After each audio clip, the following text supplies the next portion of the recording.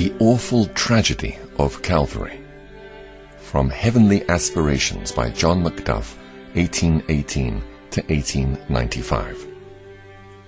Who, being in very nature God, did not consider equality with God something to be grasped, but made himself nothing, taking the very nature of a slave, being made in human likeness. And being found in appearance as a man, he humbled himself and became obedient to death, even death on a cross. Philippians chapter 2, verses 6 through 8. Our Lord's earthly condition was one of extreme poverty. The foxes had holes, and the birds of the air had nests, but the Son of Man had nowhere to lay his head. Not merely did he assume our nature in its lowest form, but he endured opposition, indignities, and sufferings of every kind. His cheeks were smitten, his face was spat upon, his temples were pierced with prickly thorns, his back was ploughed with scourges, his hands and feet were fixed with iron spikes to the accursed tree.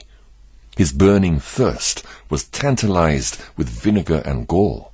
His last prayers were turned to ridicule, and his dying groans were converted into impious mockeries. Men reviled him, Satan buffeted him, and, in his last extremity, even God forsook him. But he bore it all without a single murmur. The awful tragedy of Calvary, in all its circumstances of woe, stands in dread prominence above all that the annals of time have ever recorded.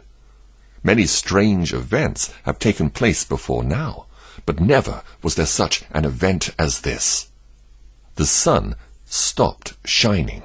Luke chapter 23, verse 45. In the past, the sun shone upon heart-rending spectacles in abundance, but he veiled his face in mourning when the Prince of Life expired.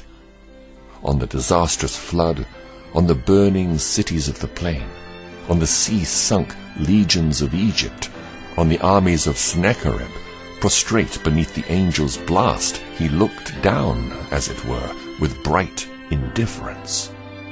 But when the atoning substitute was suspended on the cross, to gaze at such a spectacle unappalled was impossible.